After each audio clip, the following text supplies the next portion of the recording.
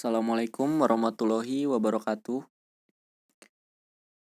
Perkenalkan, nama saya Fadli Auliano Romadona dengan NIM 1511520028 di mata kuliah Fisika Terapan dosen pengampu Siti Sahara SPD MPD. Pada kali ini saya ingin menyampaikan sebuah materi tentang gerak. Oke. Gerak ini dalam ilmu fisika didefinisikan sebagai perubahan tempat atau kedudukan baik hanya sekali maupun berkali-kali. Masuk ke pembahasan pertama, yaitu parameter gerak. A. Jarak dan perpindahan. Jarak dan perpindahan ini adalah sebuah benda dikatakan bergerak jika kedudukan benda tersebut dalam selang waktu tertentu itu berubah terhadap suatu titik acuan yang dianggap diam. Contohnya itu seperti seorang yang mengendarai sepeda motor nih. Kalau menggunakan titik acuannya motor, maka orang tersebut dapat dianggap diam terhadap motor.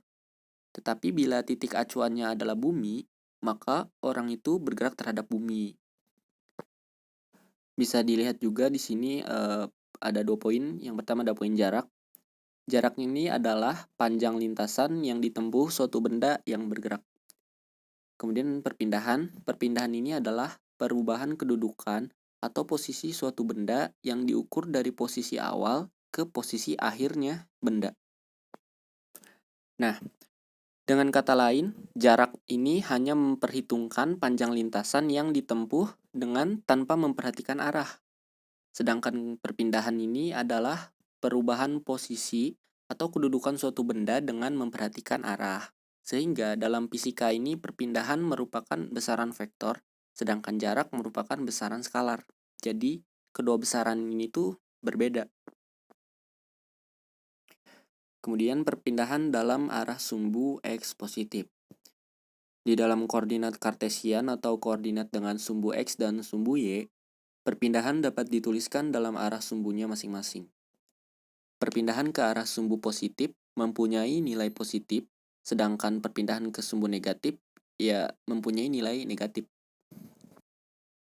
Maka dari itu, perpindahan dalam arah sumbu X positif itu arahnya selalu ke kanan. Nah, ini contohnya sumbu X positif ya ke arah kanan. Titik P ini terletak pada X1 sama dengan min 4. Dan titik 0 terletak pada X2 sama dengan 3. Nah, perpindahan si Donald bebek ini dari P ke Q ini sama dengan perpindahan Donald dari P ke 0 sebesar 4. Satuannya itu ditambah perpindahan dari 0 ke Q sebesar 3 satuan. Sehingga perpindahan Donald ini sama dengan 4 satuan ditambah 3 satuan. Jadi sama dengan 7 satuan. Sementara itu, jarak P ke Q ini sama dengan 7 satuan. Nah, cara umum yang digunakan untuk menghitung perpindahan ini adalah dengan mengurangkan kedudukan akhir dengan kedudukan awal. Untuk dari contoh di atas, perpindahannya itu sama dengan delta X sama dengan X kuadrat dikurangi X2 dikurangi X1 sama dengan 3 dikurangi min 4 sama dengan 7 satuan. Jika tadi perpindahan arah sumbu X positif itu arahnya selalu ke kanan, nah perpindahan dalam arah sumbu X negatif ini arahnya itu ke kiri. Kita perhatikan gambar mobil di samping. Mobil ini mura-mura ada di titik R, lalu bergerak ke titik S. Berhenti di titik S. Titik R ini terletak pada X1 sama dengan 3. Dan titik S terletak pada X2 sama dengan min 4. Perpindahan mobil dari R ke S sama dengan perpindahan dari R ke 0 sebesar min 3 satuan. Ditambah perpindahan dari 0 ke Q sebesar min 4 satuan. Sehingga perpindahan mobil sama dengan min 3 satuan, min 4 satuan. Jadi totalnya itu min 7 satuan. Sementara itu jarak R ke S sama dengan 7 satuan. Nah, cara umum yang digunakan untuk menghitung perpindahan adalah dengan mengurangkan kedudukan akhir dengan kedudukan awal. Dari contoh gambar di samping, kita dapat simpulkan perpindahannya itu sama dengan delta X sama dengan X2 dikurangi X1, yaitu sama dengan X2-nya itu min 4 dan X1-nya itu 3. Jadi tinggal dikurangin aja nih. Min 4 dikurangi 3, jadi sama dengan min 7 satuan. Selanjutnya B. Kelajuan dan kecepatan. Kelajuan merupakan cepat lambatnya jarak suatu benda terhadap waktu tempuh dan merupakan besaran skalar atau memiliki nilai. Sedangkan kecepatan merupakan cepat lambatnya perubahan posisi atau perpindahan suatu benda terhadap waktu tempuh dan merupakan besaran vektor memiliki nilai dan arah. Bisa dilihat rumus kelajuan sama dengan jarak dibagi waktu, sedangkan rumus kecepatan itu perpindahan dibagi waktu. Next, kelajuan dan kecepatan rata-rata. Kelajuan rata-rata diperoleh dari jarak yang ditempuh benda dibagi dengan waktu tempuhnya. Secara matematis, kelajuan rata-rata dapat dituliskan dalam persamaan seperti gambar berikut di bawah ini. Rumus mencari kelajuan rata-rata itu adalah jarak yang ditempuh dibagi waktu tempuh, atau bisa disimbolkan dengan V sama dengan S per T. Keterangan simbolnya itu V. V itu adalah kelajuan rata-rata. Meter second pangkat min 1. Kemudian S. S adalah jarak tempuh atau meter. T itu sama dengan waktu tempuh, second. Nah, di sini ada rumus mencari kecepatan rata-rata, yaitu perpindahan dibagi perubahan waktu. Jika benda bergerak sepanjang sumbu min X dan posisinya dinyatakan dengan koordinat X, maka persamaannya itu dapat ditulis V sama dengan delta X dibagi delta T. V itu adalah kecepatan rata-rata, meter second, pangkat min 1. Kemudian delta X sama dengan X akhir dikurangi X awal, yaitu sama dengan perpindahan per meternya dalam satuan meter. Kemudian delta T itu adalah perubahan waktu, satuannya second. Next, kecepatan dan kelajuan sesaat. Kecepatan rata-rata dan kelajuan rata-rata ini menggambarkan jarak tempuh dibagi waktu tempuh. Besaran ini tidak menunjukkan kecepatan dan kelajuan benda pada saat tertentu. Untuk mengetahui besar kecepatan dan kelajuan benda pada saat tertentu, gunakan besaran kecepatan dan kelajuan sesaat. Bisa dilihat dari gambar di samping. Di situ ada gambar kecepatan grafik ya dari S-4 gitu. Jadi keterangannya itu jika selang waktu delta T ini diperkecil terus menerus sehingga titik B mendekati titik A. Nih, ada kan situ titik B mendekati titik A. Nah, delta S per delta T mendekati suatu nilai tertentu. Pada saat selang waktu delta T mendekati 0, maka harga delta S per delta T ini disebut kelajuan sesaat V di titik A. Besarnya kelajuan sesaat ini dapat dituliskan sama dengan V sama dengan delta S per delta T untuk delta T mendekati 0. Kemudian C. Percepatan. Percepatan merupakan besaran vektor, yaitu besaran yang memperhitungkan arah geraknya. Percepatan menyatakan laju perubahan kecepatan, atau menyatakan perubahan kecepatan per satuan waktu. Bisa dilihat dari gambar di bawah. Rumus percepatan itu adalah perubahan kecepatan dibagi perubahan waktu. Secara matematis bisa dituliskan dengan rumus A sama dengan delta V per delta T, di mana delta V ini sama dengan perubahan kecepatan, satuannya meter per second, kemudian delta T ini adalah perubahan waktu, satuannya second, dan A ini sama dengan percepatan rata-rata, satuannya meter per second kuadrat. Lanjut ke subbab 2, itu macam-macam gerak. Yang pertama ada gerak lurus. Gerak lurus ini pengertiannya itu adalah gerak yang lintasannya itu berupa garis lurus. Gerak lurus ini terdiri dari gerak lurus beraturan dan gerak lurus berubah beraturan atau yang biasa dikenal dengan istilah GLB dan GLBB. Kita bahas yang pertama dulu, yaitu gerak lurus beraturan atau GLB. Nah, gerak lurus beraturan ini adalah gerak lurus yang memiliki kecepatan konstan atau kecepatannya itu selalu tetap. Dengan kata lain, gerak lurus beraturan memiliki nilai percepatan sama dengan 0. Gerak lurus ini berbentuk linear, dan nilai kecepatannya itu adalah hasil bagi jarak dengan waktu yang ditempuh. Di sini ada beberapa rumus gerak lurus beraturan. Jika kita mencari kecepatan, maka kita harus memasukkan rumus V sama dengan S per T. Jika mencari jarak, rumusnya itu adalah S sama dengan V dikali T. Jika mencari waktu tempuh, rumusnya adalah T sama dengan S per V. Dengan S itu adalah jarak yang ditempuh, satuannya itu kilometer, meter. Kemudian V itu adalah kecepatan, satuannya kilometer per jam, atau meter per second juga bisa. Kemudian T sama dengan waktu tempuh, satuannya jam, second. Contoh soalnya seperti ini. Sebuah mobil menempuh jarak sejauh 4 km dalam waktu 10 menit. Maka kecepatan mobil tersebut adalah, berarti di sini ditanyakan itu kecepatan. Berarti kita itu tinggal memasukkan aja rumus kecepatan, yaitu V sama dengan S per T. Maka dapat diketahui T itu sama dengan 10 menit ya, waktu yang ditempuhnya. Kemudian di sini tuh kita tuh harus merubah dulu waktunya ke dalam jam. Karena di sini itu 10 menit, maka kita rubah dulu ke jam dengan cara 10 dikali 1 per 60. Maka didapatkan hasil T sama dengan 1 per 6 jam. Kemudian kita masukkan rumus kecepatan, yaitu V sama dengan S dibagi T, atau kecepatan itu sama dengan jarak yang ditempuh dibagi waktu tempuh. Kita masukkan. Jarak yang ditempuhnya itu adalah 4 km, kita masukkan 4, kemudian dibagi dengan waktu tempuhnya itu yaitu 1 per 6.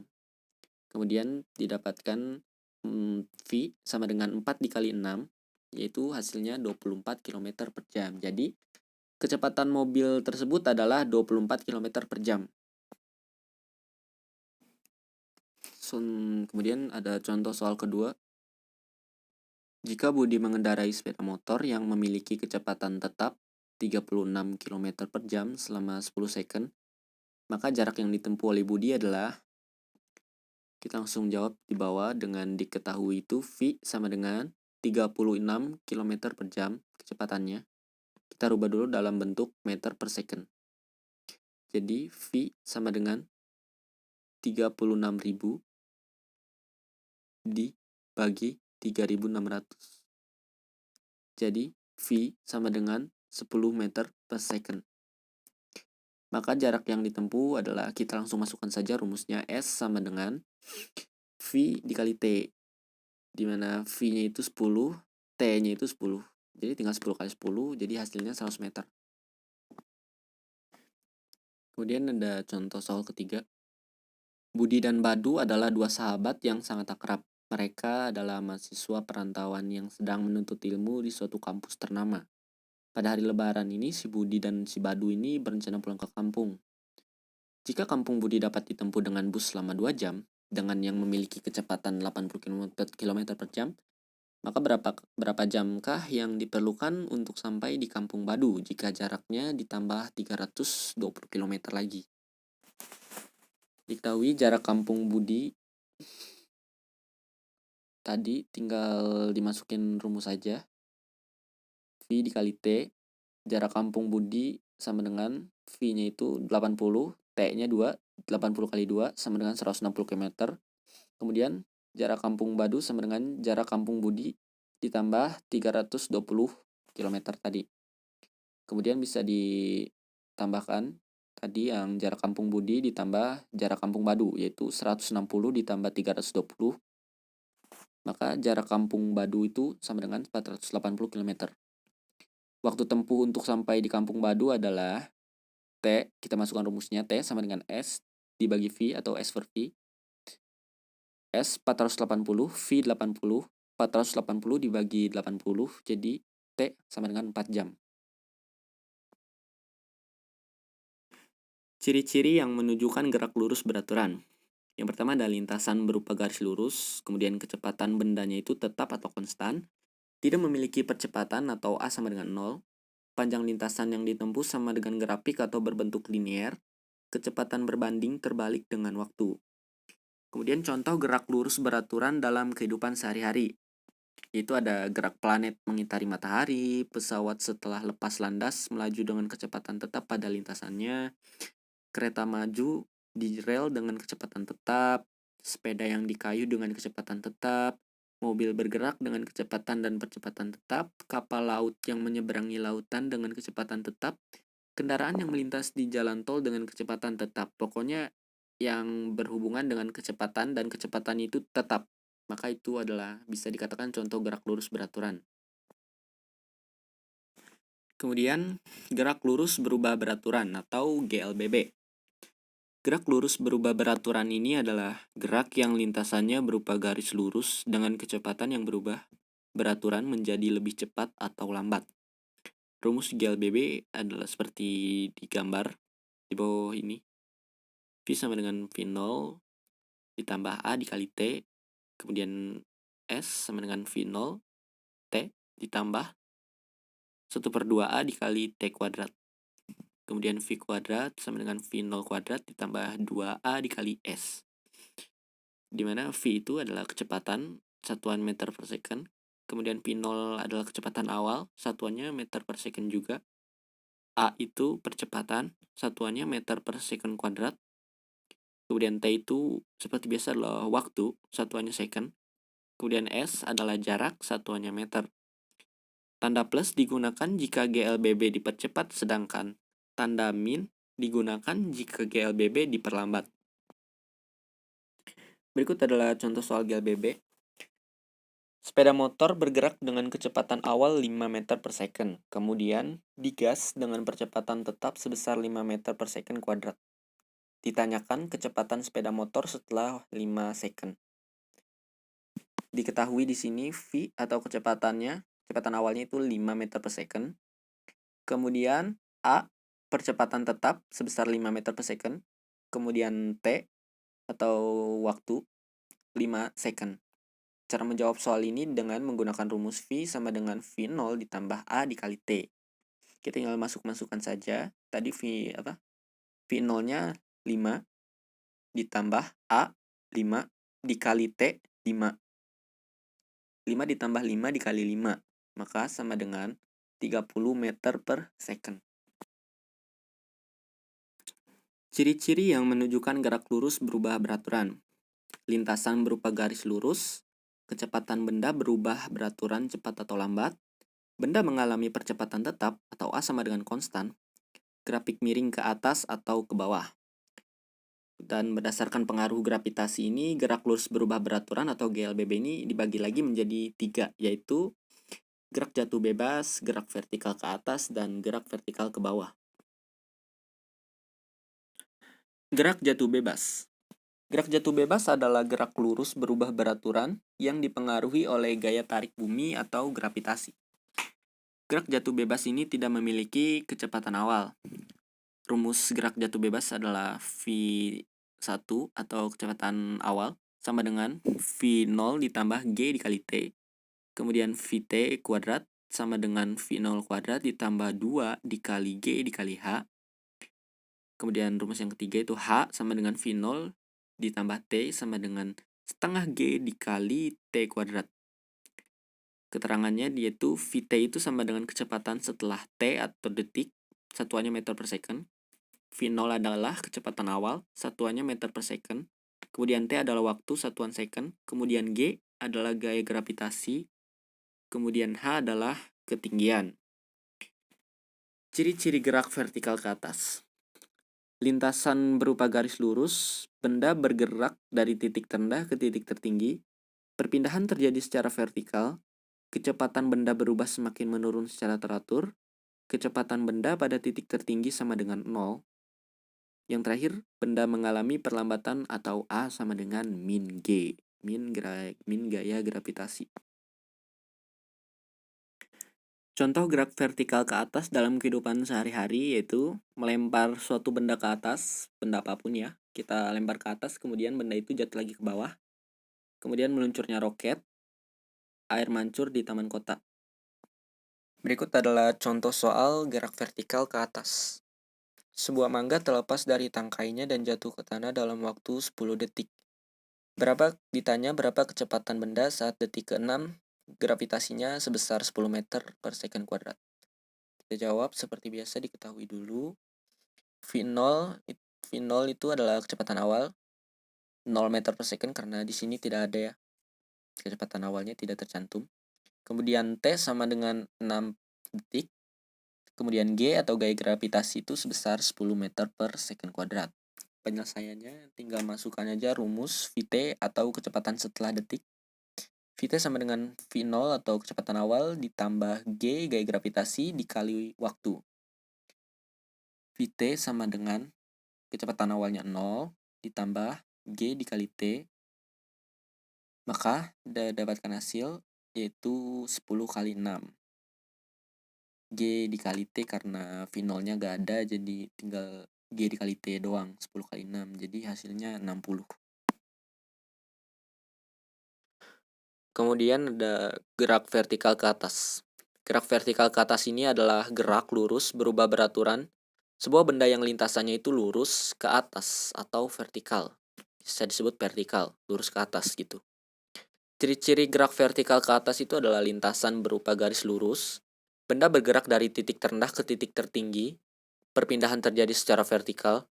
Kecepatan benda berubah semakin menurun secara teratur. Kecepatan benda pada titik tertinggi sama dengan 0. Benda mengalami perlambatan atau A sama dengan min G. Atau gaya gravitasinya minus. Kemudian rumus gerak vertikal ke atas adalah Vt sama dengan V0 dikurangi G dikali T. Vt kuadrat dikurangi V0 kuadrat dikurangi 2 dikali G dikali H. Kemudian H sama dengan V0 dikali T dikurangi 1/2 G dikali T kuadrat. Dimana keterangannya itu adalah Vt itu adalah kecepatan setelah T detik, satuannya meter per second. V0 adalah kecepatan awal, satuannya meter per second juga. Kemudian T, waktu, satuannya second. G, gaya gravitasi. Dan H itu adalah ketinggian. Contoh gerak vertikal ke atas dalam kehidupan sehari-hari ya seperti melempar suatu benda ke atas, meluncurnya roket, air mancur di taman kota. Sama kayak tadi. Next. Nah, ini adalah contoh soalnya. Sebuah bola dilempar vertikal ke atas dengan kecepatan awal 10 meter per second. Jika percepatan gravitasi bumi atau G sama dengan 10 meter per second kuadrat, maka ketinggian maksimum bolanya itu berapa? Kita lihat gambar di samping ini. Diketahui V0 sama dengan 10 meter per second kan tuh. Kecepatan awalnya 10 meter per second. Kemudian G, gaya gravitasinya tuh 10 meter per second kuadrat. Maka untuk menghitung ketinggian maksimum, kita gunakan rumus seperti di bawah ini. H maksimal, maka maksimal sama dengan V0 kuadrat dikurangi 2 dikali G. H max sama dengan 10 kuadrat per 2 dikali 10. Maka didapatkan hasil H max sama dengan 100 dibagi 20, yaitu hasilnya 5 meter. Kemudian gerak vertikal ke bawah. Gerak vertikal ke bawah adalah gerak lurus beraturan sebuah benda yang lintasannya lurus ke bawah atau vertikal. Rumus gerak vertikal ke bawah, Vt sama dengan V0 plus G dikali T. Vt kuadrat sama dengan V0 kuadrat ditambah 2 dikali G dikali H. Kemudian H sama dengan V0 dikali T ditambah 1/2 G dikali T kuadrat. Nggak beda jauh lah ya sama rumus gerak vertikal ke atas. Keterangannya masih sama seperti tadi. Vt kecepatan setelah T detik, satuan meter per second. V0 kecepatan awal, satuan meter per second. T sama dengan waktu, satuannya second. G gaya gravitasi dan H ketinggian. Ciri-ciri gerak vertikal ke bawah adalah benda bergerak atau benda dilempar ke atas dari ketinggian tertentu di atas permukaan tanah. Kemudian lintasan berupa garis lurus memiliki kecepatan awal sama dengan 0, perpindahan terjadi secara vertikal. Perpindahan benda dihitung dari titik tertinggi, karena dia itu kan dijatuhkan dari titik tertinggi ke titik terendah gitu. Kemudian yang terakhir, percepatan benda sama dengan percepatan gravitasi. Contoh gerak vertikal ke atas bawah dalam kehidupan sehari-hari, seperti melempar suatu benda ke dalam sumur, kemudian dribble bola basket. Berikut adalah contoh soalnya. Sebuah batu dilempar ke bawah dari sebuah gedung bertingkat dengan kecepatan awalnya itu 10 meter per second. Jika batu tiba di tanah dalam waktu 2 second, maka kecepatan batu ketika tiba di tanah adalah, tinggal masukin aja nih, kecepatan awalnya sama dengan 10 meter per second kan nih. Kemudian T atau waktu yang dibutuhkan untuk jatuh ke darat itu 2 second. Kemudian G, gaya gravitasinya 10 meter per second kuadrat. Kita tinggal masukin aja nih rumusnya. Berhubung yang ditanyanya kecepatan batu ketika tiba di tanah, maka kita masukkan rumus kecepatan, yaitu V0 atau kecepatan awal ditambah gaya gravitasi dikali waktu. Maka didapatkan V sama dengan 10 meter per second ditambah 10 meter per second kuadrat dikali 2 second, sama dengan 30 meter per second. Jadi, kecepatan batu ketika tiba di tanah adalah 30 meter per second. Next ada gerak melingkar. Gerak melingkar ini adalah gerak suatu benda yang membentuk lintasan berupa lingkaran dan mengelilingi titik tetap. Pada kasus ini, suatu benda itu dapat berputar karena adanya gaya sentripetal, sehingga benda itu dapat berbelok arah gitu. Rumus gerak melingkar adalah sebagai berikut. F2 sama dengan M dikali A2, F sama dengan M dikali V kuadrat per R, F sama dengan M dikali W pangkat 2 atau W kuadrat R. W itu sama dengan kecepatan sudut, satuannya adalah radian per second. Kemudian V sama dengan kecepatan linear, satuannya meter per second. A sama dengan percepatan sudut, satuannya radian per second kuadrat. A2 sama dengan percepatan sentripetal, satuannya meter per second. R adalah jari-jari, satuannya meter. Kemudian F2 adalah gaya sentripetal. Kemudian yang terakhir ada gerak parabola. Gerak parabola ini adalah gerak yang membentuk sudut tertentu terhadap bidang horizontal. Gaya yang bekerja pada gerak parabola ini adalah gaya berat atau percepatan gravitasi. Di sini ada beberapa rumus gerak parabola. Yang pertama ada gerak pada sumbu Y. Itu rumusnya Y sama dengan V 0 Y T dikurangi 1/2 G dikali T kuadrat. Kemudian rumus ketinggian maksimum atau Y max, Tm sama dengan V0 sin kuadrat A per 2G.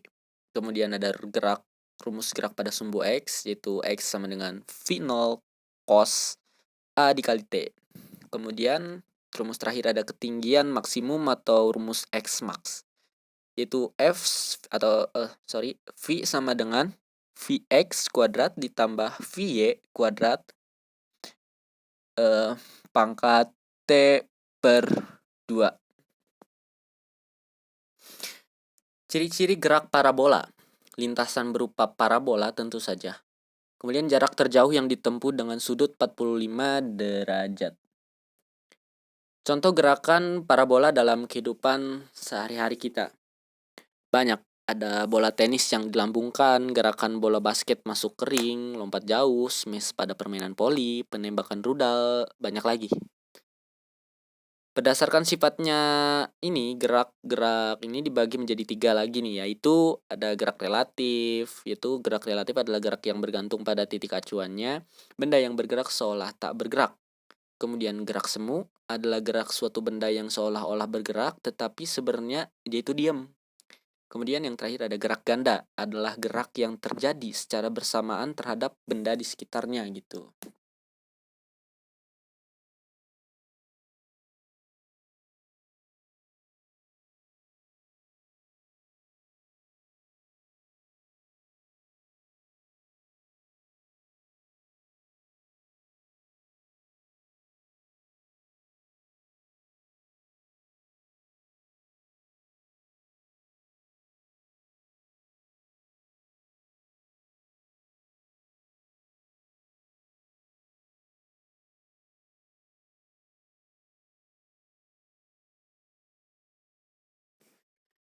Ya, materinya sudah habis, cukup sampai di sini. Saya ucapkan alhamdulillah dan saya ingin berterima kasih kepada Ibu Siti Sara selaku dosen mata kuliah fisika terapan ini, dan saya juga sekalian ingin mengucapkan mohon maaf bila ada kesalahan kata atau kesalahan dalam pengucapan rumus maupun dalam penerangannya kurang, saya mohon maaf. Billahi taufiq wal hidayah. Wassalamualaikum warahmatullahi wabarakatuh.